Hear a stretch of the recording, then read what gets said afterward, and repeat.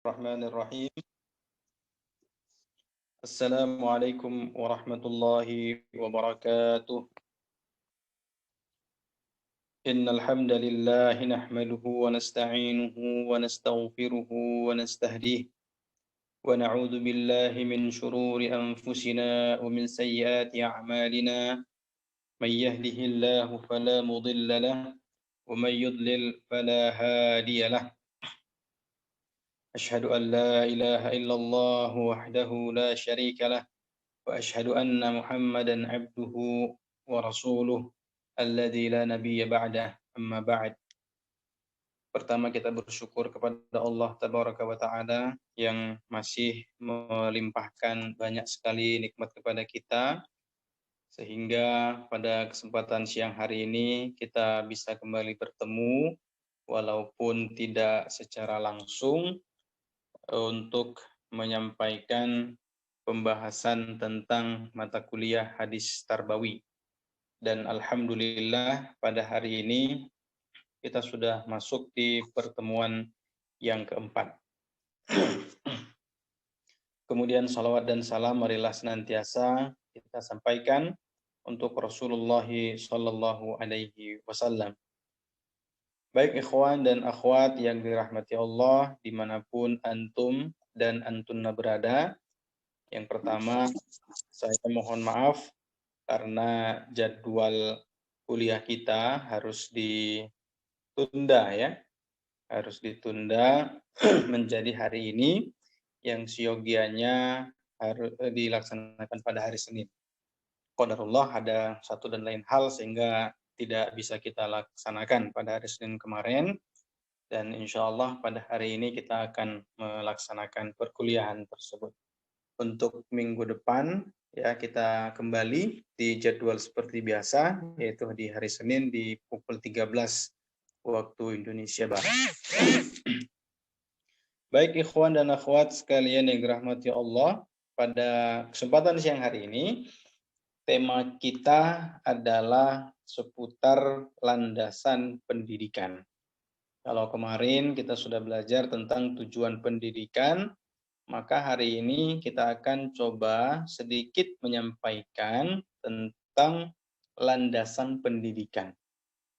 Jadi, pendidikan itu yang kita tempuh saat ini, khususnya pendidikan agama Islam, maka itu pun harus memiliki landasan, ya, harus ada landasannya.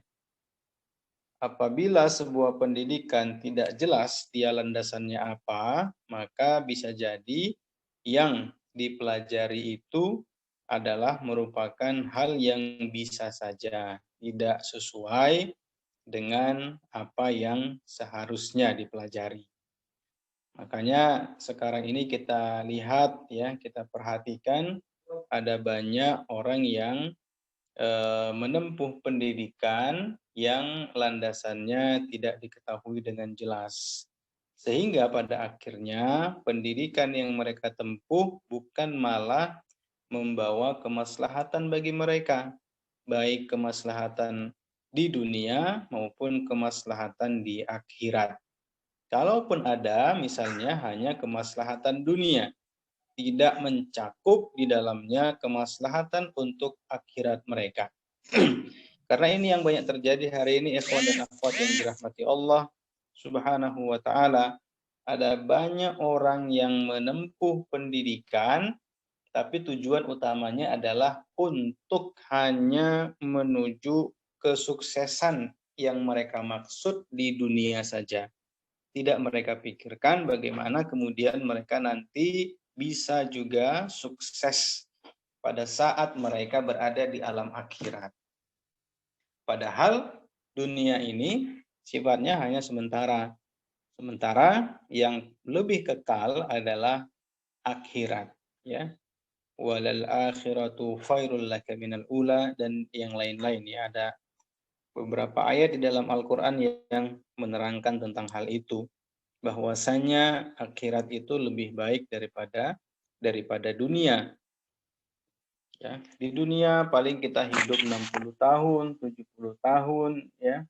sedikit di antara kita ada yang sampai 80 tahun, 90 sampai 100 ya. Tapi itu sangat sedikit sekali. Yang bisa sampai 60 tahun pun sekarang sudah mulai sedikit ya, sudah mulai berkurang. Di mana kita dengar ya, ada orang meninggal usianya berapa 40 tahun, ada orang meninggal usianya berapa 30 tahun, bahkan ada yang meninggal usianya berapa 15 tahun dan lain sebagainya.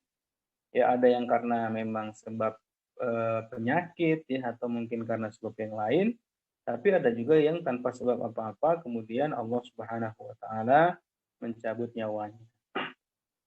Jadi intinya dunia ini sementara ikhwah dan akhwat yang dirahmati Allah, sehingga pada akhirnya ya fokus utama kita adalah bagaimana kita bisa bahagia di akhirat. Walaupun tetap kita tidak boleh melupakan dunia ya.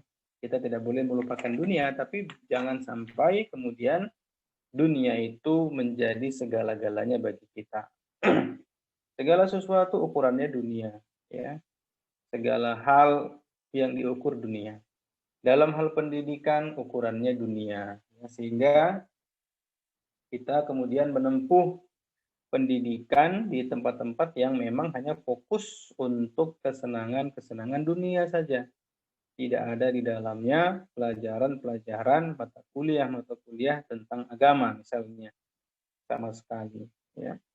Di dalam hal pekerjaan juga seperti itu, orientasi orang selalu dunia.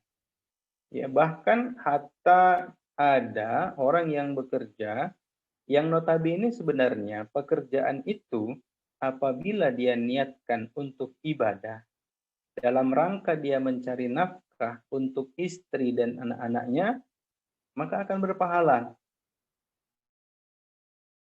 Tapi kesempatan itu kemudian tidak diambil, tidak dilakukan oleh sebagian orang di antara kita. Mereka lupa meniatkan, padahal capek dia kerja. Ya, kerja dari pagi sampai sore bahkan sampai malam. Kerja. Dan yang dikerjakan juga hal-hal yang baik, ya. Yang dikerjakan adalah hal-hal yang baik, bukan mengerjakan hal-hal yang tidak baik. Dan tujuan dia bekerja juga baik untuk memberikan nafkah untuk anak dan istrinya. Tapi terkadang bisa saja dia lupa untuk meniatkan hal itu bahwa dia kerja untuk dalam rangka memberi nafkah anak dan istri, karena itu merupakan bagian daripada kewajiban yang bisa bernilai ibadah di sisi Allah Subhanahu wa taala.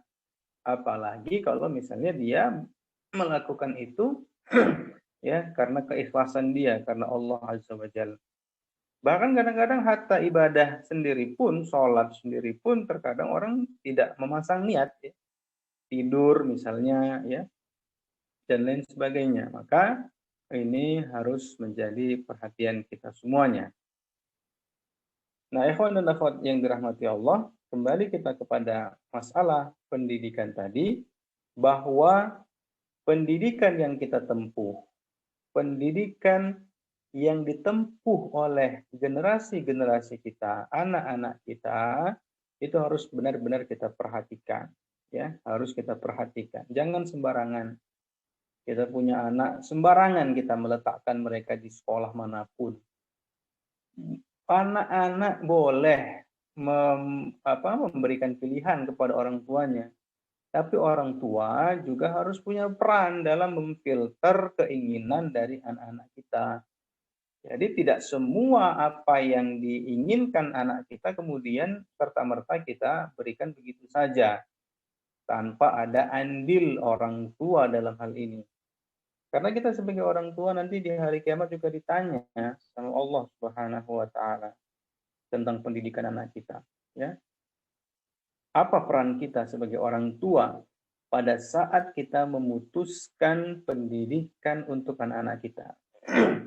Ya, sekarang ini pendidikan misalnya sudah dimulai dari TK ya atau sebelumnya ada PAUD ya, ada TK, kemudian nanti SD, SMP, SMA, kemudian nanti masuk kuliah ya, S1, S2, S3. Nah, kalau orang tua tidak punya peran dalam hal ini, maka dia akan ditanya oleh Allah Subhanahu wa taala kemana saja selama ini dia sebagai orang tua.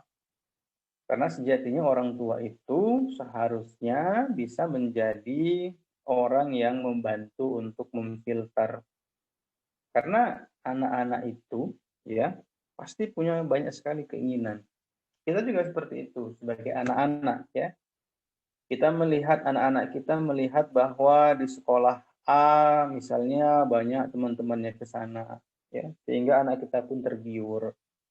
Anak kita pun pengen masuk ke sekolah yang sama ya. Padahal di sekolah itu tidak ada sama sekali pelajaran agama yang cukup ya untuk bisa mereka dapatkan. Yang ada mereka hanya belajar hal-hal yang tidak terlalu penting ya untuk kehidupan agama mereka. Ya. Nah, jadi dalam hal ini orang tua harus memperhatikan ya, memperhatikan dan kita pun sebagai orang tua nanti antum dan antuna atau mungkin sudah ada yang sebagai orang tua sekarang ini sedikit banyak juga mesti punya pengetahuan tentang lembaga-lembaga pendidikan yang ada di sekitar kita. Apakah itu di dalam negeri, di Indonesia, maupun yang ada di luar negeri ya. Setidak-tidaknya kita cari tahu kalau misalnya kita belum tahu ya. Misalnya anak kita datang ya, abi atau apa manggilnya atau ayah atau apa ya. Kemudian meminta, "Abi, sekolahkanlah saya di sekolah ini," misalnya kan. Ya kita sebagai orang tua mesti cari tahu ini sekolahnya sekolah apa, kemudian bagaimana. Nah, sehingga pada akhirnya kita bisa memutuskan sebagai orang tua, apakah kita memberikan izin kepada anak kita atau tidak memberikan izin. Nah, kemudian pun pada saat kita tidak memberikan izin, maka sebaiknya kita memberikan solusi. Ya, memberikan solusi. Jadi anak tidak bingung.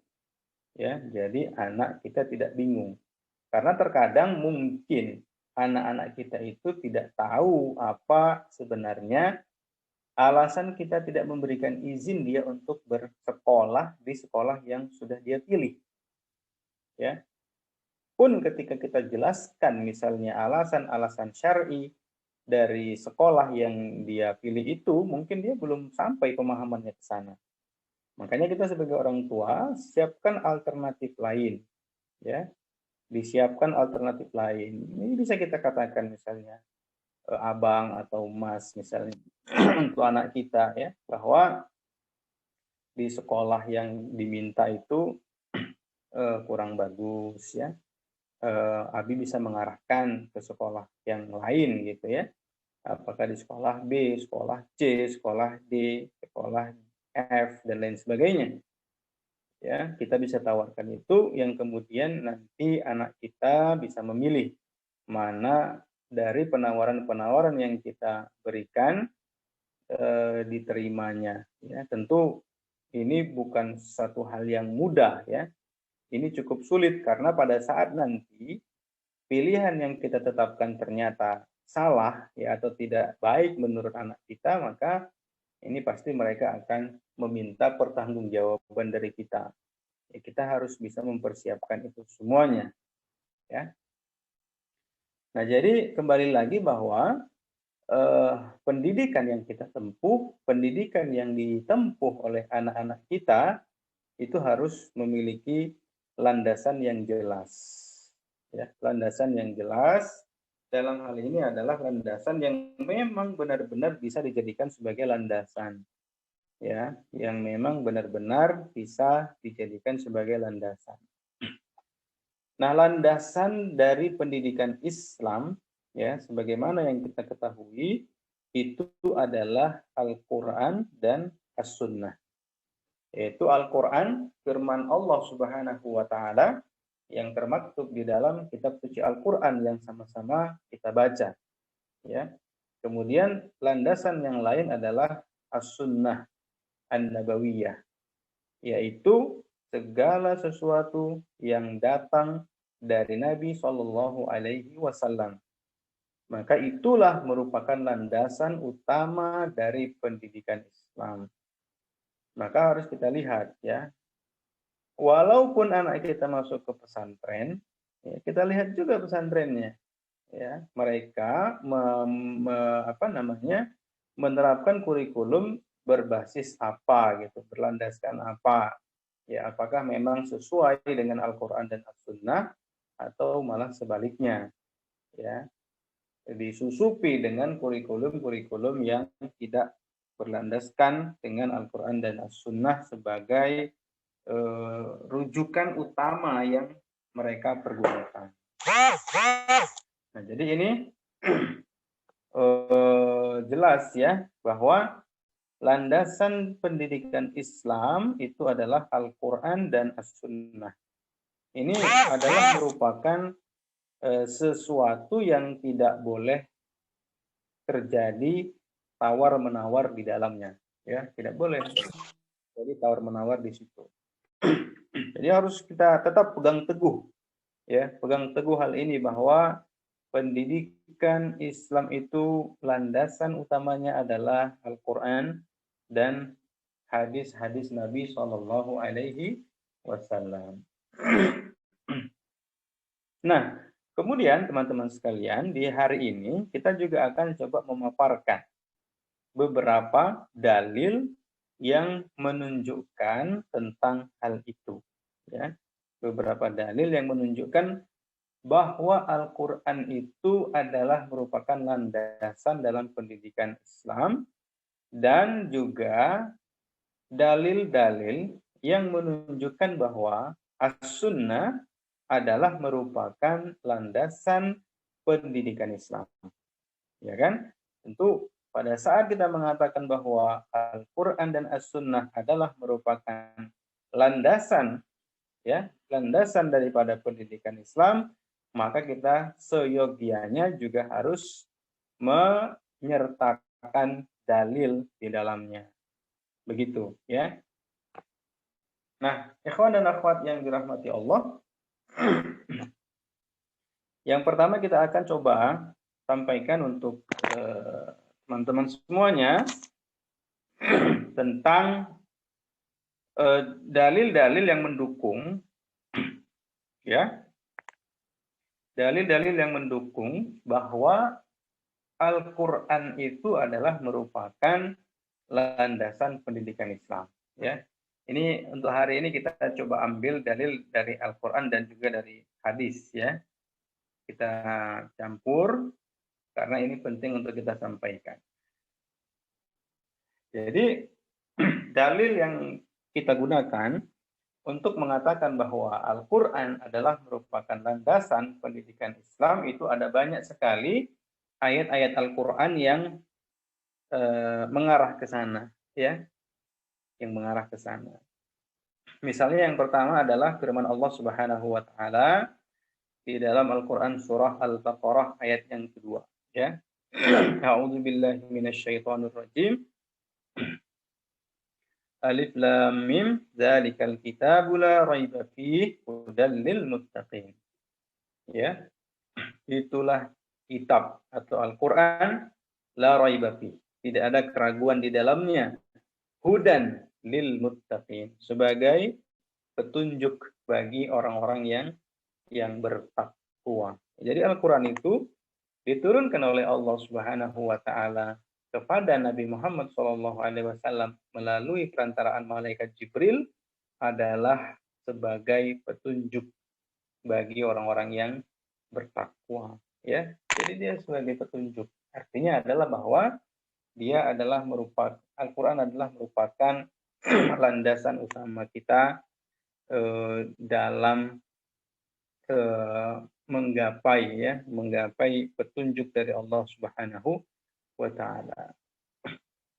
Kemudian di ayat yang lain misalnya di surah An-Nahl ayat 89 Allah berfirman, "Wa nazzalna 'alaikal kitaba tibyanan likulli syai'in wa hudan wa rahmatan wa busyra lil muslimin." Dan kami turunkan kepadamu Alkitab atau Al-Qur'an tibyanan likulli syai' sebagai penjelas terhadap segala sesuatu, wa huda dan sebagai petunjuk, wa rahmah dan sebagai bentuk kasih sayang, wa busyra lil muslimin, dan kabar gembira bagi orang yang beragama Islam, ya, orang-orang Islam. Kemudian ada banyak di sini ayat, ya, bisa kita baca. Misalnya di surah Ibrahim ayat yang pertama, Alif Lam Ra, kitabun anzalnahu ilaika litukhrijan nasa minadh dhulumati ilan nuri bi'izni rabbihim ila siratil azizil hamid. Ya, di ayat ini dijelaskan bahwa Al-Qur'an itu diturunkan untuk mengeluarkan manusia dari az-zulumat, ya, dari kegelapan, ilan nur, kepada cahaya, ya, dengan izin dari Allah Subhanahu wa taala. Kemudian di surah Al-Maidah ayat 15 dan 16, qad ja'akum minallahi nurun wa kitabun mubin. Ya, ayahdi bihillahu man ittaba'a ridwanahu subulas salami wa yukhrijuhum minadh dhulumati ilan nuri bi'idnih wa yahdihim ila siratim mustaqim. Ya, ini juga mengarah ke sana, ya, bahwasanya Allah Subhanahu wa taala, ya, menurunkan Al-Qur'an itu sebagai satu hal yang bisa mengeluarkan manusia dari kegelapan menuju kepada cahaya, ya. Kemudian di ayat yang lain, misalnya di surah Thaha, ya. Ma anzalna 'alaikal Qur'ana litashqa illa tadhkiratan liman yakhsha tanzilan mimman khalaqal arda was samawatil 'ula, ya. Kemudian di ayat yang lain, faman ittaba'a hudaya fala yadhillu wa la yashqa wa man a'rada an dzikri fa inna lahu ma'ishatan dhanka wa nahsyuruhu yaumal qiyamati a'ma. Ya. Ini juga misalnya Allah berfirman, wa nunazzilu minal qur'ani ma huwa shifaa'un wa rahmatun lil mu'minin wa la yazidu adh-dhalimina illa khasara. Ini surah Al-Isra ayat 82. Nah, inilah beberapa ayat yang menjadi dalil bahwasanya Al-Qur'an itu adalah merupakan landasan dalam pendidikan Islam, ya. Karena Al-Quran itu adalah merupakan petunjuk bagi kita orang Islam, ya, petunjuk kita dalam menjalankan kehidupan di dunia ini untuk menuju kepada alam yang lebih kekal abadi selama-lamanya, yaitu akhirat, ya.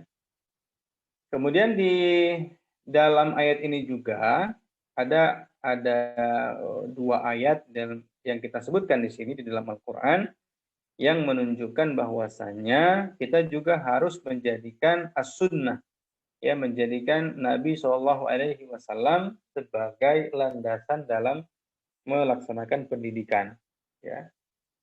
Allah berfirman, wa ma atakumur rasulu fakhudhuhu wa ma nahakum anhu fantahu wattaqullaha innallaha syadidul iqab. Ini surah Al-Hasyr ayat yang ke-7, ya. Dan apa yang datang kepadamu dari Rasul, maka ambillah, fakhudhuhu wa ma nahakum anhu fantahu, dan apa yang dilarang oleh beliau maka cegahlah, ya. Wattaqullaha innallaha syadidul iqab. Dan bertakwalah kepada Allah, sesungguhnya Allah maha kuat, ya, hukumannya. Ini adalah merupakan satu ayat yang mengisyaratkan bahwasanya apa yang datang daripada Nabi SAW adalah merupakan sebuah kebaikan yang harus kita ambil. Jangan pernah kita sia-siakan kesempatan tersebut. Kemudian di ayat yang lain Allah berfirman, "Wa may yuti'illaha war rasul fa ulaika ma'al ladzina an'ama Allahu 'alaihim minan nabiyyin was-siddiqin wasyuhada'i was-salihin wa hasuna ulaika rafiqa." Ya. Dan barang siapa yang mentaati Allah dan Rasul-Nya, maka mereka itu ya adalah orang-orang yang bersama orang-orang yang diberi nikmat atas mereka daripada para nabi, orang-orang siddiqin, orang yang jujur, asyuhada, as-salihin, ya, wa hasuna ulaika rafiqa, dan mereka adalah merupakan sebaik-baik teman, ya. Nah, jadi ini adalah merupakan ayat-ayat yang sekaligus menjadi dalil bahwa Al-Quran dan As-Sunnah itu adalah merupakan landasan kita dalam melaksanakan pendidikan, ya, khususnya pendidikan agama Islam. Kemudian di sini kita akan juga sampaikan ke antum dan antunna semua satu dalil dari hadis Nabi Sallallahu Alaihi Wasallam, sebuah hadis yang sangat masyhur di tengah-tengah kita, ya, dan saya yakin sebagian besar di antara kita sudah ada yang menghafal hadis ini, ya, sudah ada yang menghafal hadis ini.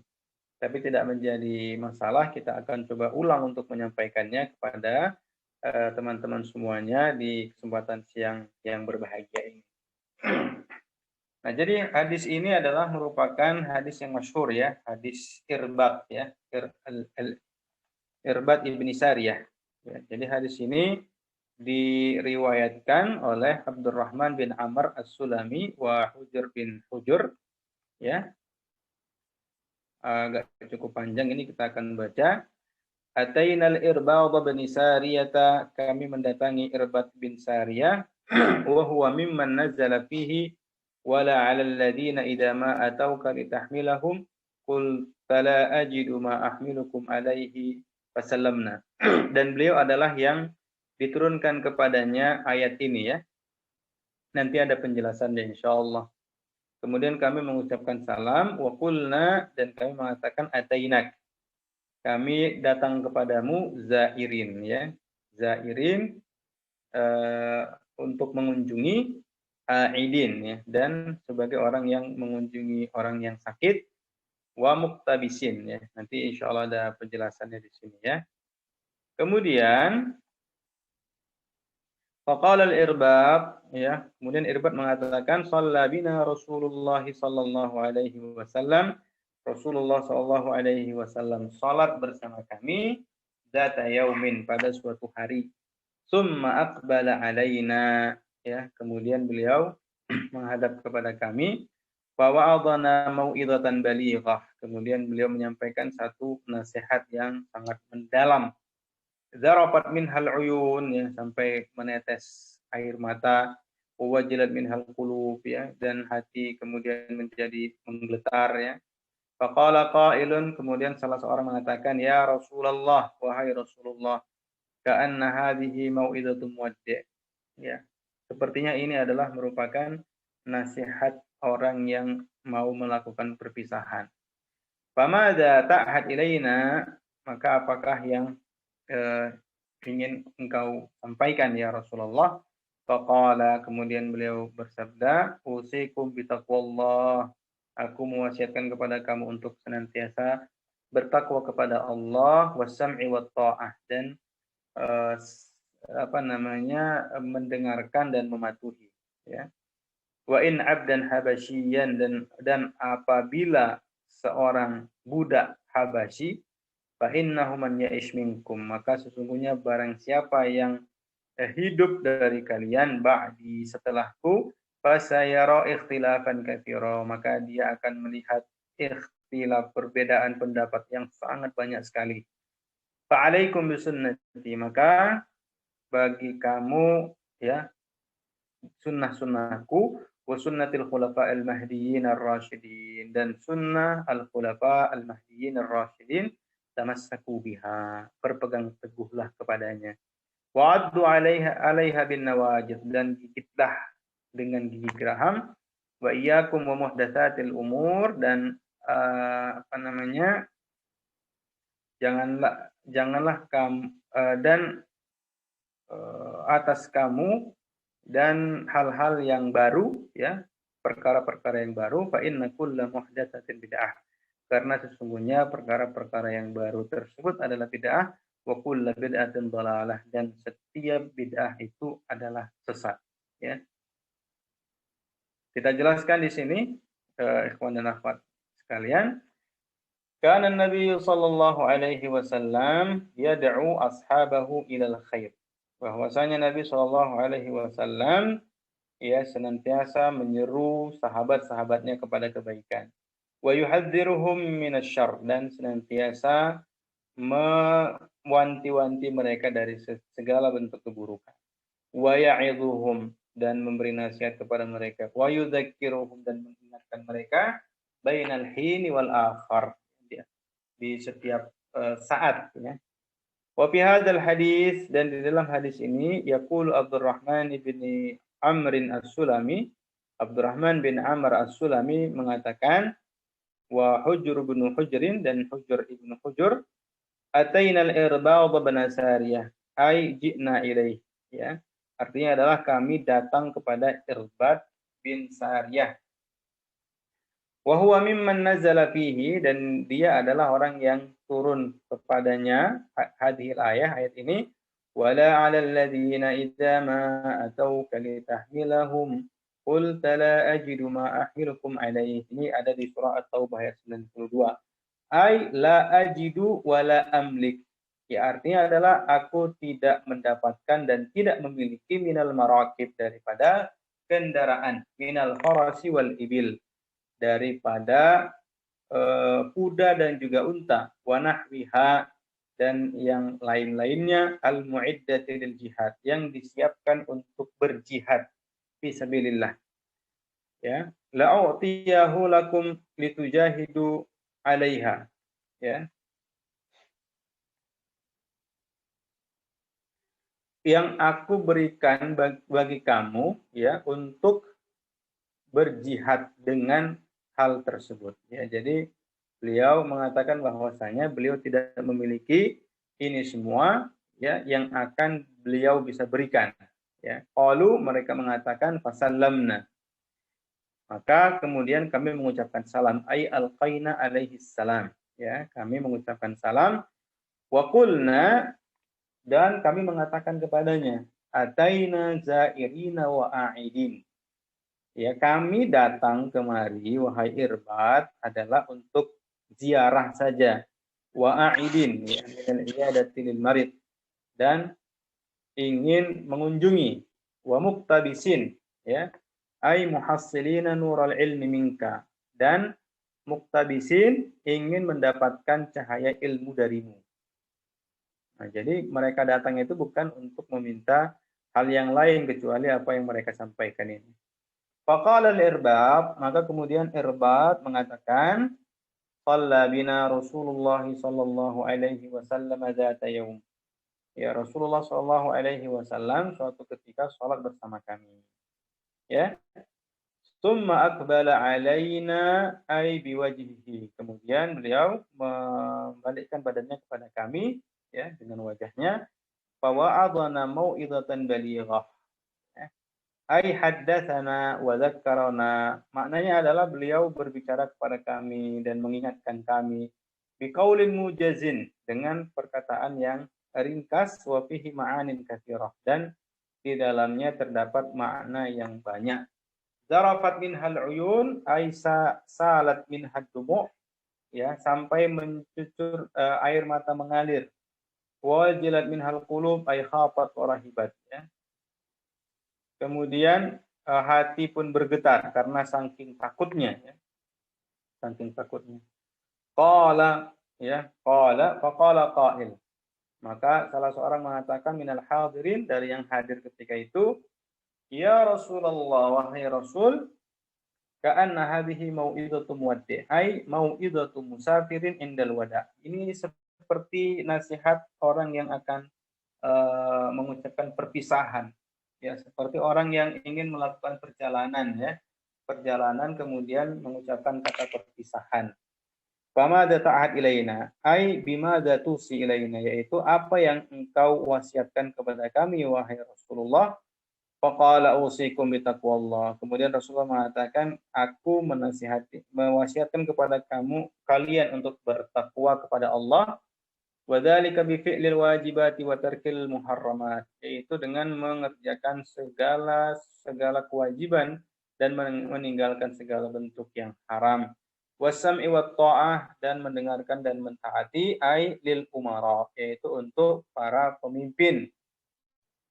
Wa in abdan habasyian, dan walaupun hamba sahaya Habasyi, ai wa in kana hadzal amir, walaupun, artinya adalah walaupun pimpinan ini awil wali abdan habasyian, ya, hamba atau budak dari Habasyah. Fa innahu man ya'ish minkum ba'di, ya, karena sesungguhnya barang siapa yang hidup dari kalian sesudahku, ai ba'da mauti, yaitu sesudah aku meninggal dunia, fasayara ikhtilafan katsira, maka dia akan melihat banyak sekali perbedaan.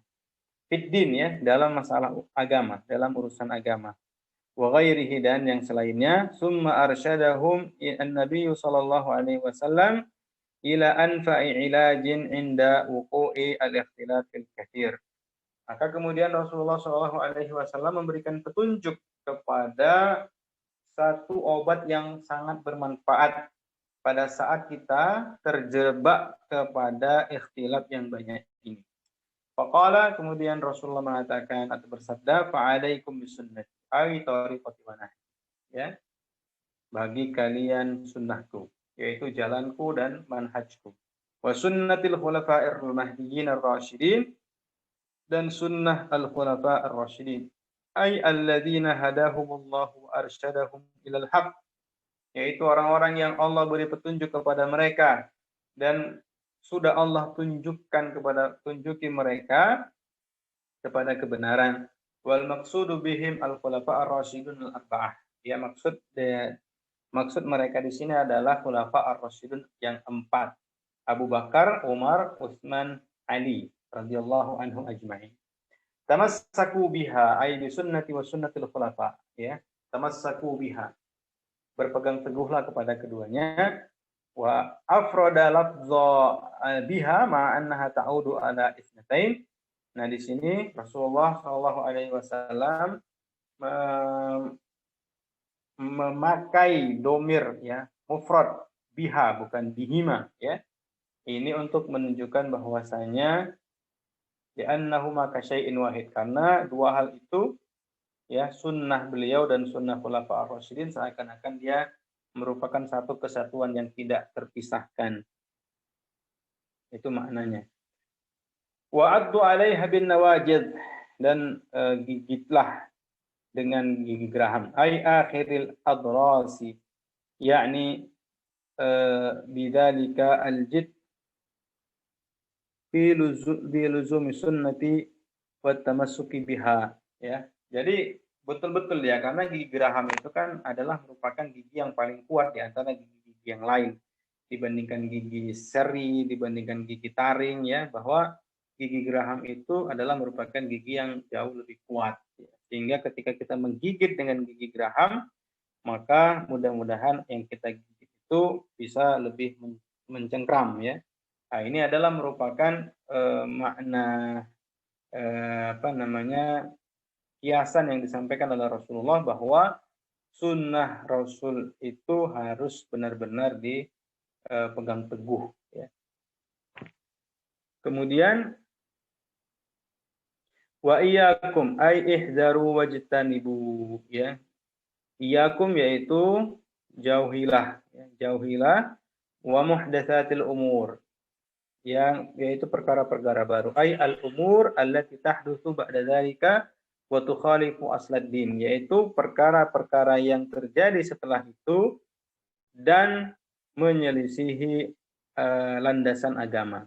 Fa inna kulla muhdatsatin fi dinillahi wa syar'ihi bid'ah, karena sesungguhnya setiap hal-hal yang baru di dalam agama, ya, dan syariatnya adalah merupakan perkara bid'ah. Ai tariqatun mukhtara'atun fid din wa kullu bid'atin dhalalah, dan setiap bid'ah itu adalah sesat. Ai mujibatun lidhalalati wal ingkifayah wa yadhillu biha sahibuha. Ya. Wa fil hadis, dan di dalam hadis ini juga al-hasu wa ta'kidu syadidu ala tamassuki bi sunnatin nabiy sallallahu alaihi wasallam wa sunnatil khulafa'ir rasyidin wan nahyu anil ibtida'i fid dini wat tahdhiru syadidu min dzalika. Wallahu taala a'lam bis-shawab. Jadi ini adalah merupakan hadis yang sangat masyhur di tengah-tengah kita, dan ini adalah merupakan hadis yang kita jadikan dalil sebagai landasan pendidikan, ya, bahwasanya kita diperintahkan oleh Allah dan Rasul-Nya untuk senantiasa berpegang teguh kepada sunnah-sunnah Rasul Shallallahu Alaihi Wasallam. Ya, karena apapun ceritanya, bahwa Rasulullah adalah merupakan orang yang paling mengetahui apa yang selayaknya dan seharusnya kita lakukan, dan apa yang seharusnya tidak kita lakukan di dunia ini. Baik, ikhwan dan akhwat yang dirahmati Allah, kiranya demikian untuk materi kita di pertemuan keempat siang hari yang berbahagia ini. Mudah-mudahan yang sedikit ini bisa memberikan manfaat dan bisa memberikan pencerahan untuk kita semuanya, ya. Mudah-mudahan ini bisa kita catat dan kita jadikan sebagai bahan renungan betapa bahwa landasan dalam pendidikan kita itu harus jelas, ya. Harus jelas sesuai dengan Al-Qur'an dan As-Sunnah Nabi Shallallahu Alaihi Wasallam. Jangan pakai landasan-landasan lain, walaupun secara kasat mata landasan-landasan itu adalah merupakan landasan-landasan yang memiliki kebenaran menurut sebagian orang saja. Baik, barakallahu fikum jami'an, dan masih ada waktu kira-kira 5-10 menit, ya, untuk membuka sesi tanya jawab jika ada yang ingin bertanya. Jika bisa saya jawab hari ini maka insya Allah akan dijawab, tapi kalau nggak bisa dijawab maka akan kita tangguhkan di pertemuan selanjutnya. Wassallallahu ala nabiyyina Muhammadin. Silakan yang mau bertanya boleh buka mikrofonnya. Silakan, ada Bu Supriyani. Nah, Ustadz, Ana mau bertanya mengenai landasan pendidikan yang kita pelajarikan hari ini, yaitu Al-Quran dan Sunnah. Apakah ijma para ulama juga menjadi sebuah landasan pendidikan untuk setelah Al-Quran dan Sunnah? Kemudian juga Ustadz, pertanyaan satu lagi, kapankah kita menggunakan ijma ulama untuk menjadi landasan pendidikan itu? Syukran Ustaz. Tayyib,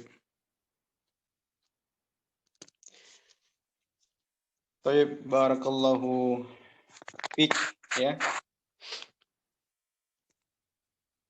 Ada lagi yang lain? Satu lagi mungkin sebelum kita jawab, atau cukup satu, ya? Kita jawab, ya, insyaallah. Bismillahirrahmanirrahim. Ada tadi pertanyaan, ya. Apakah ijma ulama juga merupakan landasan pendidikan, ya? Dan kapan dijadikan ijma ulama itu sebagai landasan pendidikan?